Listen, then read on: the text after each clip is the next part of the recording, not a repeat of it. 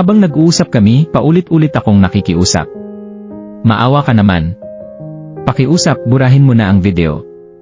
Ayoko nang may kopya niyan. Please. Tumingin siya sa akin at sumagot. Sige, buburahin ko. Pero hayaan mo muna akong gawin ang gusto ko bilang kapalit. Nanlamig ako. Hindi ko alam kung ano ang gagawin ko. Habang patuloy siyang nagsasalita, bigla niyang pinasok ang kamay niya sa pantalon ko at hinawakan ang personal kong hangganan at sinubukan himasin. Nanigas ang katawan ko sa takot. Huwag please. Masakit. Ayoko, aray ko. Pinasok niya ang daliri. Sinubukan kong umiwas at pumiglas, pero mas malakas siya sa akin. Sa sandaling iyon, pakiramdam ko wala akong magawa kundi matakot at umiyak. At doon ko napagtanto na ang video ay ginagamit niya para kontrolin at takutin ako. Ito ay karugtong sa kwento natin bilang part 2. Noong nakaraan na araw, may nakakaalam ng sekreto ko Akala ko tapos na ang lahat ng burahin nila ang video. Akala ko makakalimutan ko na ang gabing iyon. Pero isang araw, may isang taong nag-message sa akin at sinabi niya, Maria, alam mo bang may video tungkol sa nangyari sa'yo? Nang makita ko ang video, parang bumalik lahat ng takot ko. At para mapabura iyon, kailangan kong harapin muli ang taong may hawak nito. Pagkatapos ng nangyari sa birthday party, nagbago ang buhay ko. Hindi na ako katulad ng dati. Dati, excited ako kapag Friday. Day off. Makakakita ng mga kaibigan. Makakakain sa labas. Makakapagkwentuhan. Pero pagkatapos ng gabing iyon, kapag naririnig ko ang salitang party o inuman, kinakabahan na ako. Ayoko nang pumunta sa mga lugar na maraming tao. Ayoko nang basta-basta uminom. At higit sa lahat, ayoko nang magtiwala agad sa mga taong bagong kakilala ko. Sinabi ko sa sarili ko, Maria, magtrabaho ka na lang. Huwag ka nang makialam sa kanila. Akala ko yun na ang magiging katapusan ng lahat. Pero nagkamali ako. Isang mensahe. Isang araw. Habang nagtatrabaho ako sa bahay ng amo ko, biglang nag-vibrate ang cellphone ko. May message. Hindi ko kilala ang number. Binuksan ko. At isang simpleng salita ang unang nakita ko. Maria. Nagtaka ako. Sino ito? Binasa ko ang kasunod na message. May gusto akong sabihin sa'yo tungkol doon sa nangyari noong birthday. Biglang bumilis ang tibok ng puso ko. Hindi ko agad sinagot. Akala ko baka prank lang. Pero may kasunod pa siyang message. May video. Nanlamig ang buong katawan ko. Video? Anong video? Hindi ko alam kung paano siya nakakuha noon. Pero sa sumunod niyang ipinadala, nalaman kong may isang taong nag-record ng bahagi ng nangyari noong gabing iyon. Hindi ko na gustong tingnan ng matagal. Ang mahalaga, may ebidensya pala ng gabing gusto kong kalimutan. Takot din naman.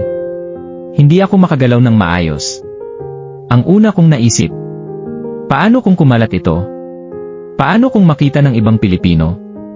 Paano kung makarating sa Pilipinas? Paano kung makita ng pamilya ko? Paano kung malaman ng mga taong nakakakilala sa akin?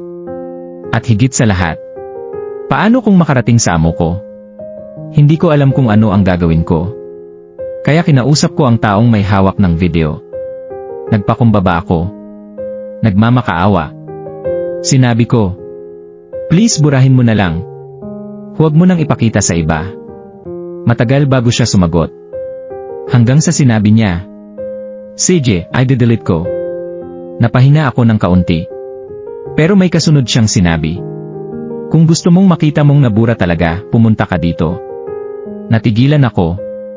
Hindi ko alam kung tama bang pumunta. Pero gusto kong matapos na ang problema. Gusto kong makasigurong wala na ang video. Friday.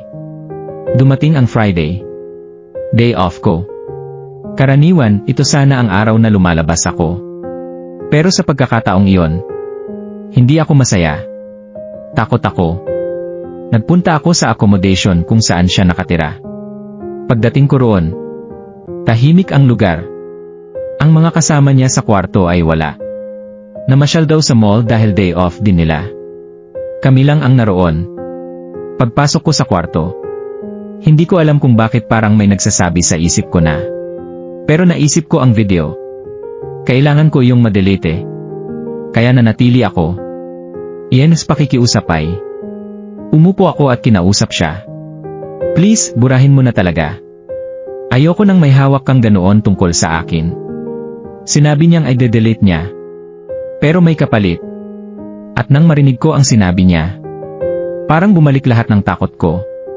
Ayokong sabihin ng detalyado kung ano ang hinihingi niya. Pero malinaw sa akin na ginagamit niya ang video para pilitin akong gawin ang isang bagay na ayaw ko. Sinabi ko, hindi ko gusto. Pakiusap, burahin mo na lang. Pero hindi siya nakinig. Iyan na sandaling nanigaslay ay takot. Habang patuloy kaming nagtatalo at nag-uusap, unti-unti akong natakot. Hindi ko alam kung paano ako alis. Hindi ko alam kung may tutulong sa akin. At dahil kaming dalawa lang ang nasa kwarto, pakiramdam ko wala akong kakampi. Paulit-ulit kong sinasabi, ayoko. Please, huwag. Pero hindi niya pinakinggan ang pagtanggi ko. Sa sobrang takot ko, parang namanhid ang katawan ko. Hindi ako makagalaw ng maayos. Hindi ako makapag-isip. At nangyari na naman ang isang bagay na ayaw kong mangyari. Hindi ko iyon ginusto. Hindi ako pumayag. At pagkatapos, naupo lang ako ng tahimik. Video. Makalipas ang ilang sandali, binuksan niya ang cellphone niya. At sa harap ko, binura niya ang video. Tinitigan ko ang screen. Nakita kong wala na. Pero kahit nabura na yon, hindi nawala ang sakit. Hindi nawala ang takot. At hindi nawala ang pakiramdam na parang pinagkaitan ako ng kalayaan. Sinabi ko, uwi na ako. Hindi na ako nagtagal. Lumabas ako ng accommodation. Loob ng taxi. Habang nasa taxi ako, tahimik lang ako. Nakatitig sa bintana. Pinagmamasdan ko ang mga sasakyang dumadaan. Pero ang isip ko, nandoon pa rin sa kwarto. Paulit-ulit kong iniisip, bakit nangyayari ito sa akin? Bakit kapag nagtitiwala ako sa tao, lalo lang akong nasasaktan? Hindi ko mapigilan ang pagluha. Ayokong makita ng driver na umiiyak ako. Kaya pinunasan ko ang mukha ko. Pero habang papalapit ako sa bahay ng amo ko, mas lalo akong nanghina. Pag-uwi pagdating ko sa bahay, diretso ako sa kwarto ko. Isinara ko ang pinto. At doon ako tuluyang umiyak. Walang nakakita. Walang nakarinig. Walang tanong. Ako lang. Umiyak ako ng umiyak. Hanggang sa parang wala nang natitirang lakas sa katawan ko. Pagkatapos, naligo ako. Matagal. Parang gusto kong mawala ang lahat ng nangyari. Pero habang nasa ilalim ako ng tubig, naisip ko, hindi naman tubig ang makakapaghugas ng alaala. Alam kong kahit anong gawin ko, mananatili sa isip ko ang gabing iyon. Isang desisyon. Kinabukasan, may isang bagay akong napagtanto. Hindi ko kayang bumalik sa dati. Hindi ko kayang basta-basta magtiwala. At hindi ko na gustong ilagay ang sarili ko sa sitwasyong hindi ko alam kung sino ang tunay na kaibigan. Kaya nagdesisyon ako. Hindi na ako sasama sa mga inuman. Hindi na ako pupunta sa mga party. Hindi na ako basta sasama sa mga taong hindi ko lubos na kilala. Kung day off ko, mas pipiliin kong manatili sa ligtas na lugar. At kung talagang gusto kong lumabas, kakain lang ako sa labas kasama ang taong pinagkakatiwalaan ko. Pagkatapos, uwi ako. Pero rinri isang bagay hindi di alam. Akala ko pagkatapos mabura ang video, tapos na ang lahat. Akala ko makakabalik na ako sa normal. Pero isang gabi, habang naglilinis ako ng bahay, may natanggap akong bagong message. Hindi ko kilala ang sender. Iisa lang ang sinabi niya. Maria, sigurado ka bang nabura na talaga ang lahat? Napahinto ako. Nanginginig ang kamay ko. Kung nabura na ang video, bakit may ibang taong nagtatanong sa akin tungkol dito? At doon ko naisip, baka hindi pa talaga tapos ang sikreto. Akala ko, tapos na ang lahat ng mabura ang video. Pero may isang tanong na hindi ko maalis sa isip ko, sino ang nag-message sa akin at bakit niya alam ang sikreto ko. Sa pagkakataong iyon, kailangan kong mamili, mananahimik ba ako habang buhay o haharapin ko ang takot na matagal ko nang tinatakasan. Ilang minuto akong nakatitig sa cellphone ko. Paulit-ulit kong binabasa ang message. Maria, sigurado ka bang nabura na talaga ang lahat? Hindi ako sumagot. Hindi ko alam kung sino siya. Pero alam kong may alam siya. Nanginginig ang kamay ko. Dinala ko ang cellphone sa kaibigan kong pinagkakatiwalaan ko. Sinabi ko, may nag-message sa akin. Binasa niya. Matagal siyang tahimik. Pagkatapos sinabi niya, Maria, huwag kang sumagot agad. Baka gusto ka lang niyang takutin. Tumango ako. Sa pagkakataong iyon, naisip ko, hindi na ako pwedeng magdesisyon dahil lamang sa takot. Isang bagay ba na pagdesisyonan ni? Hindi ko na kinausap ang taong nag-message. Hindi ko na pinuntahan. Hindi ko na hinabol ang video. At lalong hindi ko na hinayaan na gamitin ng kahit sino ang takot ko para kontrolin ako.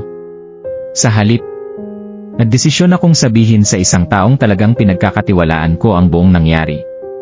Hindi naging madali. Nahihiya ako. Natatakot ako. Pero sinabi ko sa sarili ko, hindi ko kasalanan ang ginawa nila sa akin. Matagal kong inisip na baka kasalanan ko dahil sumama ako. Baka kasalanan ko dahil uminom ako. Baka kasalanan ko dahil nagtiwala ako. Pero habang pinag-uusapan namin yon, napagtanto ko, ang pagtitiwala ko sa ibang tao ay hindi pahintulot para saktan nila ako. Unti-unti akong bumangon. Hindi biglang nawala ang trauma. May mga araw na okay ako. May mga araw na bigla akong kinakabahan. May mga pagkakataon na kapag may naririnig akong malakas na tawanan, natatakot ako. Kapag may nag-aalok ng inumin, tumanggi ako. Kapag may nagyayaya sa akin sa isang party, sinasabi ko, salamat, pero hindi na ako sumasama. Hindi ko na kailangang ipaliwanag ang sarili ko sa lahat. Nagbago din di araw ng pahinga. Dati, Friday ang pinakahinihintay ko. Pero ngayon, Friday na ang araw na gusto kong maging tahimik. Kung lalabas ako, kakain lang ako. Minsan bibili ng kailangan ko. Minsan pupunta sa mall. At pagkatapos, uwi ako. Hindi dahil ayoko nang magkaroon ng kaibigan, kundi dahil natutunan kong, hindi lahat ng taong mabait sa'yo ay tunay na kaibigan. At hindi lahat ng taong tinatawag mong kabayan ay otomatikong ligtas pagkatiwalaan. Yan ang huling mensahe. Makalipas ang ilang araw, may isa pang message na dumating. Pareho pa rin ang sender. Binuksan ko. Sabi niya, huwag kang mag-alala. Wala na ang video. Matagal kong tinitigan ang message. Hindi ako sumagot. Hindi dahil galit ako, kundi dahil ayoko nang bumalik sa nakaraan. Binlock ko ang number. At pagkatapos, pinatay ko ang cellphone ko. Huminga ako ng malalim. Sa unang pagkakataon matapos ang matagal na panahon, nakaramdam ako ng kaunting gaan. Iyon di aral ni natutunan ni. Hindi naging madali ang lahat. Pero natutunan kong hindi ko kailangang ikahiya ang isang bagay na ginawa sa akin laban sa aking kalooban. Hindi ko kailangang sisihin ang sarili ko. At hindi ko kailangang habang buhay mabuhay sa takot. Ako si Maria. Isang ordinaryong Pilipina na nangibang bansa para magtrabaho. Pumunta ako sa Kuwait para magkaroon ng magandang kinabukasan. Hindi ko inaasahang makakaranas ako ng isang bagay na magbabago sa paraan ng pagtitiwala ko sa mga tao. Pero sa kabila ng lahat, pinili kong magpatuloy. Na huling araw Kuwait. Lumipas ang mga buwan. Nagtrabaho ako. Nag-ipon. Tinapos ko ang mga responsibilidad ko. At habang papalapit ang pagtatapos ng kontrata ko, mas lalo kong naramdaman na gusto ko nang umuwi. Hindi para tumakas, kundi para magsimula muli. Nang dumating ang araw na kailangan ko nang maghanda para sa pag-uwi, tahimik kong inayos ang mga gamit ko. Tiningnan ko ang mga litrato ng pamilya ko. At napangiti ako. Sabi ko sa sarili ko, Maria, kinaya mo. Nang makabalik ako sa Pilipinas, Parang ibang tao na ako. Mas tahimik. Mas maingat. Pero mas matatag. Nakita ko muli ang pamilya ko. At doon ko naramdaman ang bagay na matagal kong hinahanap. Kapayapaan. Hindi ko kailangang sabihin sa lahat ang nangyari. Hindi ko kailangang ipaliwanag ang sarili ko sa bawat tao. Ang mahalaga, alam ko ang katotohanan. At alam kong hindi ko kasalanan ang ginawa ng ibang tao sa akin. Kung ikaw ay isang busy, mag-ingat sa mga taong pinagkakatiwalaan mo. Hindi masama ang magkaroon ng kaibigan. Hindi masama ang makipagbonding. Pero huwag kalimutang protektahan ang sarili. Huwag hayaang pilitin ka ng kahit sino sa bagay na ayaw mo. At kung may nangyaring masama sa'yo, hindi mo kailangang sisihin ang sarili mo. Humingi ng tulong sa taong mapagkakatiwalaan. At higit sa lahat, huwag mong isipin na natapos na ang buhay mo dahil lamang sa isang masamang karanasan. May bukas pa. May pagkakataon pang bumangon. May pagkakataon pang magsimula muli. Ako si Maria. At ito ang kwento na matagal kong itinago. Secret Files. Hindi lahat ng sikreto ay dapat manatiling dahilan para matakot tayo. Minsan, kailangan natin itong harapin upang tuluyan tayong makalaya.